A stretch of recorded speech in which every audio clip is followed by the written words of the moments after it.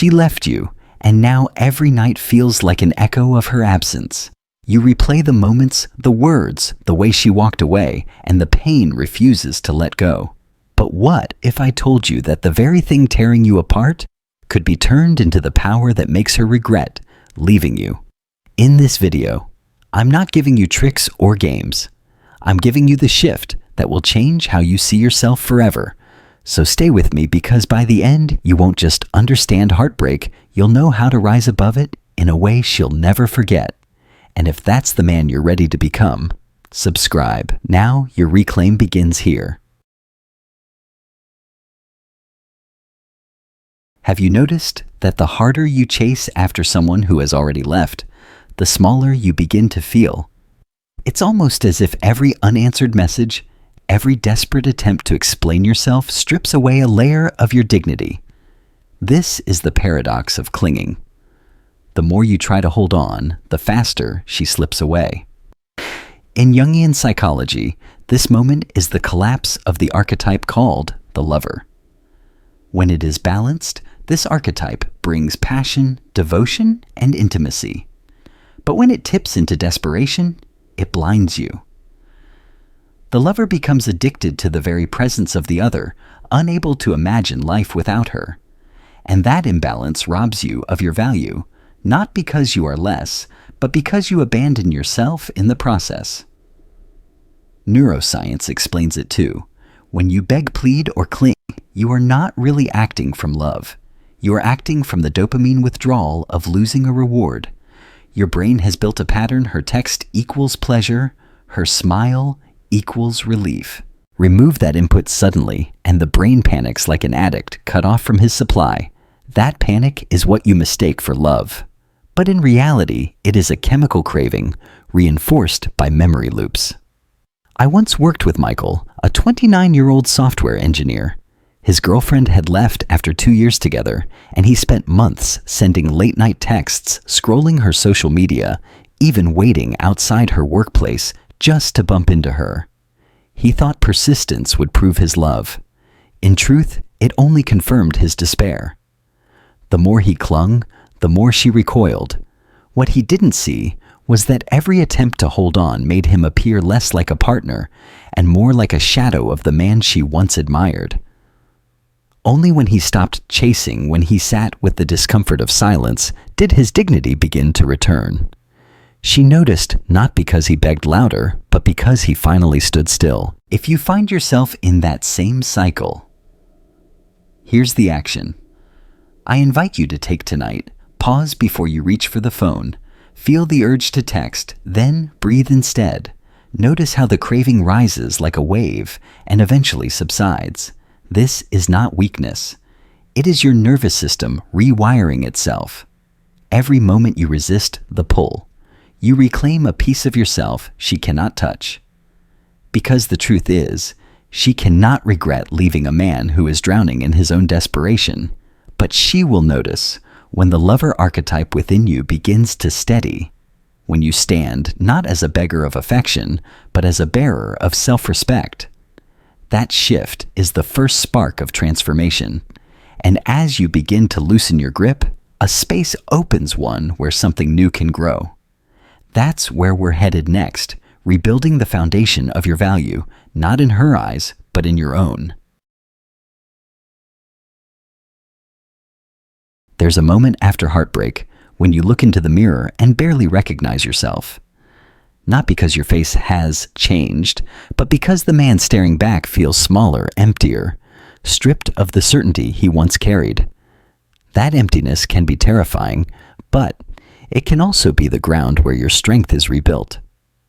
What neuroscience shows us is that confidence isn't a vague feeling, it's chemistry and repetition. When you achieve small goals, when you keep promises to yourself, your brain rewards you with dopamine signaling that you are capable and reliable. In a relationship, many men unconsciously outsource this reward system. They rely on her smile, her approval, her touch to feel worthy. When she leaves, the reward vanishes and you collapse. The antidote is to take back the source of your worth by setting challenges that are yours alone to conquer. Jung would call this the recalibration of the self. When the lover archetype has fallen out of balance, the path forward is to awaken the warrior and the sage within you. The warrior gives you discipline, waking up early, pushing your body, honing your craft. The sage gives you reflection, asking why you do what you do and where your true direction lies. Together, they restore the axis of value so you no longer beg to be seen. You already see yourself. Consider David, a 42-year-old father of two, who came to me, shattered after his divorce. He had built his entire sense of worth on being her husband, her provider, her protector. When she left, he felt like nothing. But step by step, we worked to rebuild. He committed to running a mile each morning. He picked up his guitar again after 10 years. He began journaling every night about what he had learned that day. At first, these seemed trivial compared to the grand loss he had suffered. But over weeks, the pattern shifted. Dopamine returned, not because of her validation, but because he was proving himself to himself. His children noticed, his colleagues noticed, and eventually, even she noticed. Not because he tried to impress her, but because he radiated an energy of a man who had come home to his own value. If you feel like you've lost your anchor, here's something to try. Set one small, non-negotiable commitment for tomorrow. It could be as simple as 20 push-ups, 10 minutes of reading, or writing down one truth you've been avoiding. Keep it no matter what. Each time you succeed, you are teaching your nervous system a new lesson. I am capable. I am whole. I am enough. Rebuilding your personal value isn't about making her see what she lost. It's about remembering what you still have. And paradoxically, it's in this process that her regret quietly grows. Because nothing unsettles someone more than realizing the man they left behind has become stronger without them. And once you've rebuilt that inner foundation, the next step may surprise you.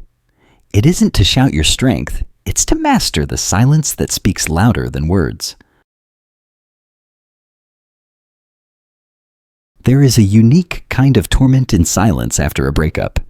At night, the phone in your hand burns like fire. You want to type, to call, to prove you still exist in her world. Your chest aches with the weight of unsent words. Yet here's the paradox. The silence that feels like death in the beginning is the very crucible that forges your rebirth. Carl Jung often described transformation as a withdrawal, not retreating in defeat, but stepping back so the unconscious can reorder itself. Silence is not passive, it is an act of will. When you choose it, you are not disappearing, you are reclaiming the space she once filled. Neuroscience supports this. When you resist the urge to reach out, you interrupt the dopamine loop that linked her attention to your sense of worth. Over time, your prefrontal cortex, the part of your brain responsible for self-regulation, strengthens. What once felt like unbearable craving becomes resilience. Silence rewires you, neuron by neuron, into a man no longer enslaved by her response. Let me tell you about Aaron, a 31-year-old teacher. After his girlfriend ended their 3-year relationship, he flooded her inbox with late-night texts. Can we talk? Do you still care? Please answer. Every reply she sent, short-clipped, sometimes hours later, stripped him further. He was convinced persistence proved his devotion, but in reality, it drained him of dignity. Finally, after months of agony, Aaron committed to silence, not out of spite, but out of respect for himself. The first week was torture, hands trembling each time he stopped himself from dialing her number. The second week, he noticed something shift. He began sleeping again. He spent evenings sketching a hobby he'd abandoned. By the third week, something unexpected happened. She texted him first. "Why did you stop talking to me?" That was the moment the silence spoke louder than his words ever could. It revealed a man who no longer begged for crumbs, a man who could stand in his own presence. If you find yourself trapped in the same loop, I want you to try this tonight. When the urge to send that just checking in message strikes, pause. Feel the discomfort rise like a storm, your chest tightening, your thoughts racing, and breathe through it. Notice how the wave crests and then fades. Each time you resist, you are teaching your nervous system a new truth. You do not need her response to exist. This small act is not trivial. It is a rewiring of your inner world. And I want to hear from you. Have you ever tried staying silent after a breakup? Did it make her notice, or did it make you stronger in ways you didn't expect? Share it in the comments below, because your story might be the mirror another man desperately needs. Mastering silence is not about playing games. It is about embodying presence so deeply that your absence is undeniable. It is about becoming the kind of man whose quiet speaks volumes, whose dignity unsettles her more than pleading ever could. And once that silence has carved strength into your bones, you are ready for the next step to awaken the archetype of the king, the man who governs his life with authority, not desperation. Every man has within him a spectrum of archetypes, but after heartbreak, one in particular demands to be reborn the king. Not the tyrant who dominates out of fear, nor the passive dreamer who waits to be rescued, but the sovereign who governs his own life with clarity and dignity. If clinging is the collapse of the lover, then awakening the king is the restoration of your center. The king archetype is not about ruling over others, it's about ruling over yourself. Jung described individuation as the process of integrating these inner figures, and the king stands at the heart of that integration. He embodies boundaries, order, vision, and generosity. When you awaken this energy, you stop asking, "Does she still want me?" and start asking, "What kind of man am I becoming?" Neuroscience has a parallel. When the prefrontal cortex is active and balanced, you respond instead of react. You plan, you lead, you create. You stop being pulled around by emotional impulses and instead move from grounded authority. I recall a client named Marcus, a 38-year-old entrepreneur. After his wife left, he spiraled into drinking and sleepless nights. His employees began to notice his business suffered, and he confessed to me that he felt like a boy abandoned by his mother. That phrase struck me, because it revealed the wound he was still living from the abandoned child archetype, not the sovereign king. Our work together was not about winning her back, it was about enthroning himself in his own life. He began by re-establishing order setting, morning rituals, restructuring his company, defining clear boundaries with people who drained him. Slowly his energy shifted. He stood taller. His voice carried weight again. Within a year, not only had his business recovered, but he was dating again, this time, not from a place of need, but from abundance. His ex reached out expressing regret. But by then, Marcus no longer needed her recognition. He was already whole. If you want to step into this energy, begin with structure. Choose one ritual that signals authority over your own life. Wake up at the same time every day.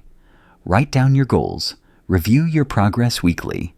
These are not glamorous actions, but they build the inner throne upon which your king can sit. As you practice this, you'll notice people around you respond differently. Friends seek your advice. Colleagues respect your decisions. And yes, she may notice too, perhaps with a pang of regret. But the true power lies not in her noticing, but in you no longer needing her to. I'd love to know what's one boundary you've recently set, or one ritual that has restored your sense of strength. Share it in the comments.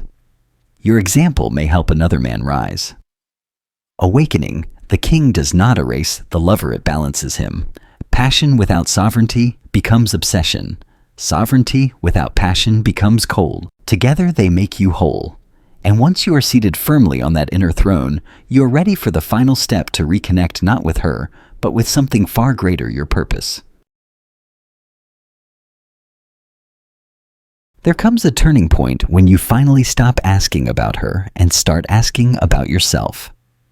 In the aftermath of heartbreak, your mind runs in circles. Why did she leave? Does she miss me? Will she regret it? But healing truly begins when you trade those questions for a new one. What am I here to live for, Carl? Jung called this individuation the journey of becoming whole. It is when the lover inside you stops chasing what is lost and the king inside you awakens to something greater.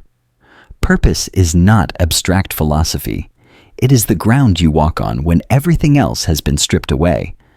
Neuroscience even shows us that men who pursue meaningful goals activate a deeper, steadier flow of dopamine than men who only chase external validation. Purpose doesn't just heal your heart, it reconfigures your brain. I think of Daniel, a 35-year-old paramedic. After his breakup, he felt hollow cycling through photos of his ex night after night. But one day, after saving a young boy from drowning, he told me, "I realized I felt more alive pulling that child out of the water than I ever did begging for her texts." That moment shifted him. He began pouring himself into his work, mentoring new recruits, volunteering at community programs. Over time, he no longer measured his worth by whether she noticed him. He was too busy living a life she could never have given him. Months later, she reached out curious, perhaps even regretful. But by then, Daniel no longer needed her regret to feel whole. Here's the action I want you to try, and name one dream or calling you've abandoned. Write it down and then take the smallest step toward it this week. Maybe it's dusting off the guitar in the corner, enrolling in a class, or starting a project you've delayed for years.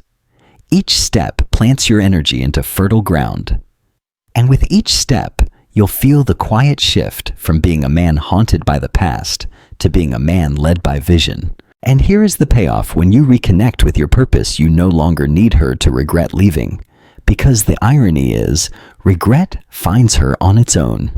It creeps in when she sees you radiant, whole, and moving towards something greater than both of you. But by then, you'll be past caring. You'll be living in a story too large to fit her absence. That is the transformation I promised you at the start. Turning heartbreak into fuel desperation, into dignity, and loss, into the spark of your rebirth. Now, there is one final piece to this journey, a closing of the circle that will set you free not just from her, but from the part of yourself that still waits for permission to live. When we began this journey, you carried the weight of her absence like a wound that refused to close. You clung to memories, begged for her attention, and replayed every detail of the night she left as though your mind believed the loop itself could bring her back. In those moments, your worth seemed to shrink to the size of her approval. But heartbreak, as brutal as it feels, has always carried a hidden invitation. It is the doorway to becoming more than you were when she knew you. Step by step, you have walked that path. You loosened your grip when desperation threatened to swallow you. You rebuilt the pillars of your value, no longer outsourcing dignity to her smile or her texts.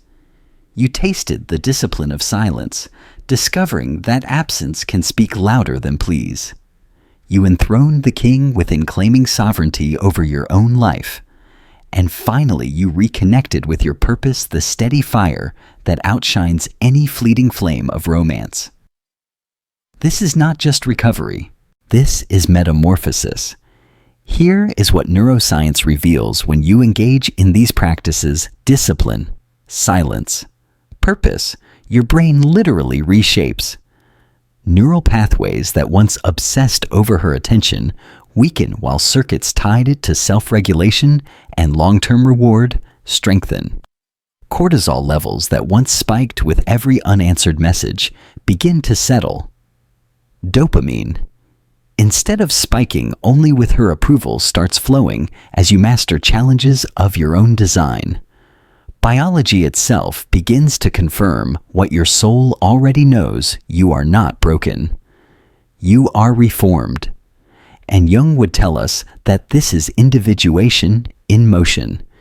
You have faced the shadow, your neediness, your fear of abandonment, your wounded ego, and instead of denying it, you integrated it. You are no longer a boy seeking to be chosen. You are a man choosing himself. That is the privilege of a lifetime to become who you truly are. I think of Samuel, a 40-year-old accountant I once counseled. After his divorce, he spiraled into despair, convinced he was worthless without his wife's presence. But over 2 years, he committed to this same path, letting go of clinging, rebuilding daily rituals, mastering silence, stepping into leadership at work, and rediscovering his love for painting. When his ex saw his art displayed in a gallery, she told him she regretted leaving. He smiled politely but later confided to me. Her regret didn't matter anymore. I had already moved past the man she left. That is the essence of the payoff freedom, so complete that you no longer need the validation you once craved. So here is the truth. I promised you the real victory is not in making her regret leaving. The real victory is in no longer being defined by whether she regrets it at all. When she sees you now, radiant, grounded, alive, perhaps regret will sting her. But by then, you will be too busy living. Too busy building, laughing, creating, and loving again, not from emptiness, but from fullness. Heartbreak was never meant to destroy you. It was meant to awaken you, to call forth the king, to guide you to your purpose, to carve into you the kind of strength that can only be born from loss. This is the transformation I promised, turning heartbreak into fuel desperation, into dignity, and regret into irrelevance. And as you step forward, remember this: the woman who knows her worth does not chase, she chooses. And the man who knows his worth does not wait to be chosen, he creates. If this message spoke to you, don't let it fade when the video ends. Subscribe now and join a community of men who are choosing to rise, not collapse. Leave a comment below. Tell me which part of this journey you're in, because your story may be the light another man needs to hear. And if you want to keep going deeper, watch the next video I've prepared for you. It will guide you even further on the path of healing and reclaiming yourself. Remember, you are not too late. This is where it begins.